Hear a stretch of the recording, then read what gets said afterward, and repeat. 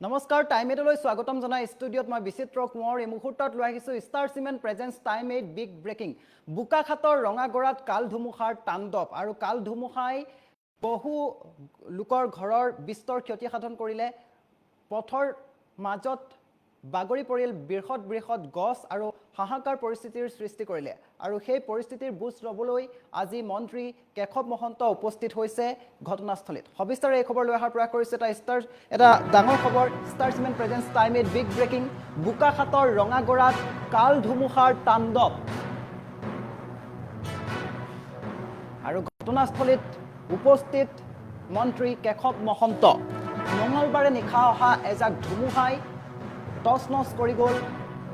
ৰঙাগড়া আৰু ৰঙাগড়াত উপস্থিত হৈ পৰিস্থিতিৰ বুজ ল'লে ৰাজহ মন্ত্ৰী কেশৱ মহন্তই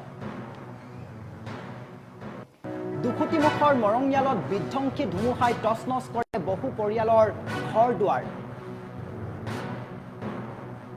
আৰু বিদ্যুৎ সংযোগ যাতায়াত সম্পূৰ্ণৰূপে বিচ্ছিন্ন হৈ পৰিছে অঞ্চলবাসীৰ মঙলবাৰে নিশা এজাক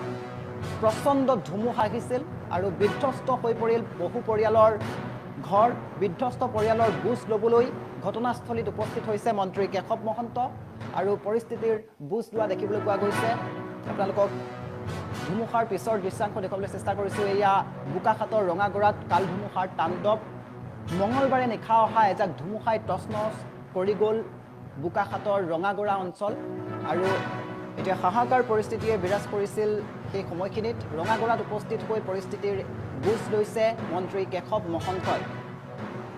আপোনালোকক সেই দৃশ্যাংশ দেখুৱাইছোঁ বোকাখাতৰ ৰঙাগড়াত কাল ধুমুহাৰ তাণ্ডৱ ঘটনাস্থলীত উপস্থিত হৈ মন্ত্ৰী কেশৱ মহন্তই পৰিস্থিতিৰ বুজ লৈছে ৰঙাগড়াত উপস্থিত হৈ পৰিস্থিতিৰ বুজ ল'লে মন্ত্ৰী কেশৱ মহন্তই দুখুটিমুখৰ মৰঙিয়ালত বিধ্বংসী ধুমুহাই টচ নচ কৰে বহু পৰিয়ালৰ ঘৰ দুৱাৰ আৰু বিদ্যুৎ সংযোগ যাতায়াত সম্পূৰ্ণৰূপে বিচ্ছিন্ন হৈ পৰিছে অঞ্চলবাসীৰ বিধ্বস্ত পৰিয়ালৰ বুজ ল'বলৈ ঘটনাস্থলীত উপস্থিত হয় মন্ত্ৰী কেশৱ মহন্ত মঙলবাৰে মাজনিশা অহা কালৰূপী ধুমুহাৰ ধ্বংসলীলাত এতিয়া সৰ্বশ্ৰান্ত হৈ পৰিছে বহু পৰিয়াল বিদ্যুৎ সংযোগ সম্পূৰ্ণৰূপে বিচ্ছিন্ন হৈ পৰিছে বুলি জানিব পৰা গৈছে যাতায়াতো একেবাৰে বন্ধ হৈ পৰিছে ধুমুহাৰ প্ৰকোপত বহু লোকৰ বাসগৃহ ধানৰ ভঁৰাল গোহালি আদিকে ধৰি বহু ক্ষয় ক্ষতি কৰি গ'ল আৰু কেইবাটাও ঘৰৰ ওপৰত প্ৰকাণ্ড গছ বাগৰি পৰাত বহু লোকৰ বিস্তৰ ক্ষতি হ'ল বহু ঘৰৰ ক্ষতি হ'ল বহু লোকৰ টিনপাত পৰ্যন্ত উৰুৱাই নিলে প্ৰচণ্ড ধুমুহাই আৰু বিধ্বস্ত পৰিয়ালৰ ক্ষয় ক্ষতিৰ বুজ ল'বলৈ আজি ঘটনাস্থলীত উপস্থিত হৈছে মন্ত্ৰী কেশৱ মহন্ত আপোনালোকক দৃশ্যাংশ দেখাবলৈ চেষ্টা কৰিছোঁ এয়া ধুমুহাই টচ নচ কৰি গ'ল বোকাখাতৰ ৰঙাগড়া অঞ্চল আৰু মঙলবাৰে নিশা আহিছিল এজাক প্ৰচণ্ড ধুমুহা আৰু বিদ্যুতৰ খুঁটা পৰ্যন্ত পথৰ মাজত বাগৰি পৰিল প্ৰকাণ্ড গছ বাগৰি পৰিল আৰু হাহাকাৰ পৰিস্থিতিয়ে বিৰাজ কৰিছিল সেই সময়খিনিত আপোনালোকক সেই দৃশ্যাংশ দেখুৱাই আছোঁ বোকাখাতৰ ৰঙাগড়াত এতিয়া কাল ধুমুহাই তাণ্ডৱ চলাইছিল আপোনালোকক সেই দৃশ্যাংশ দেখুৱাইছোঁ ঘটনাস্থলীত উপস্থিত হৈ মন্ত্ৰী কেশৱ মহন্তই পৰিস্থিতিৰ বুজ লৈছে আৰু ৰঙাগড়াত উপস্থিত হৈ পৰিস্থিতিৰ বুজ ল'লে মন্ত্ৰী কেশৱ মহন্তই দুখুটিমুখৰ মৰঙিয়ালত বিধ্বংসী ধুমুহাই টচ নচ কৰে বহু পৰিয়ালৰ ঘৰ দুৱাৰ বিদ্যুৎ সংযোগ যাতায়াত সম্পূৰ্ণৰূপে বিচ্ছিন্ন হৈ পৰিছে অঞ্চলবাসীৰ আৰু বিধ্বস্ত পৰিয়ালৰ বুজ ল'বলৈ ঘটনাস্থলীত উপস্থিত হয় মন্ত্ৰী কেশৱ মহন্ত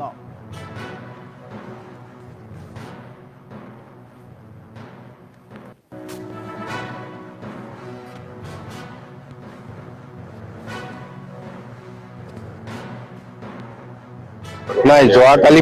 পুৱতি নিশা তাৰমানে আজি পুৱতি নিশা ইয়াত ৰঙাগড়া অঞ্চলৰ কেইবাখনি গাঁৱত ধুমুহাই যথেষ্ট ক্ষতি কৰিলে